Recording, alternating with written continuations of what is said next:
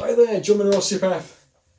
I'm here again to talk to you about shoulder stretches. So continuing the theme of the shoulder, I love talking about the shoulder. You've probably seen many of my other videos. We've got lots of other exercises with weights and bands and things, but I'm keeping it very simple at the moment. We're just doing basic stretches, things that anyone can do at home.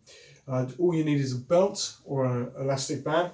Again, we're using these bands today. Now, in the last couple of videos, we were talking about improving the flexibility of the shoulder, okay, using the bands to distract the shoulder, to draw it backwards, to do it with the arm behind the back, and to stretch the bicep, and finally, of course, to stretch out the tricep and the lat muscle through here. Now, so you're really working with this plane of motion and a bit of internal rotation. We're not really doing very much into external rotation here. So what we want to try and do now, which is improve that final range of motion, which is external rotation. And there's a couple of different ways you can do this with a band in a standing position. The very simplest way you can do it is simply by grabbing a band. In fact, you don't even need a band. You can do this with a broomstick or something. And starting with your arms about just beyond shoulder width apart. I like to do it so that whatever I'm holding, it goes into the crease of my hips here, and my arms are straight at this position. Shoulder blades down and back, and simply lift the arms up as high as you can and bring them back down again. And this is more of an active exercise rather than a true stretch in itself.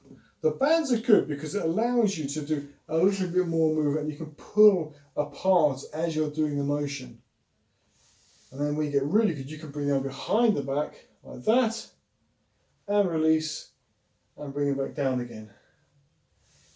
And this works the external rotators, or so it works the shoulder into external rotation. It's a lovely exercise to do.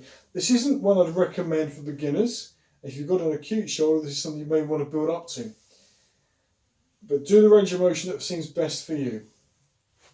And I will do this for repetitions. And I'll be looking at something like 10 to 20 reps. Some people will do more. And the name of this exercise is what's called a shoulder dislocation. Obviously, we do not want you to dislocate your shoulders. And if you do suffer from dislocated shoulders, please avoid this exercise, as it's very likely that it could aggravate things unless you feel absolutely sure that you can do this safely.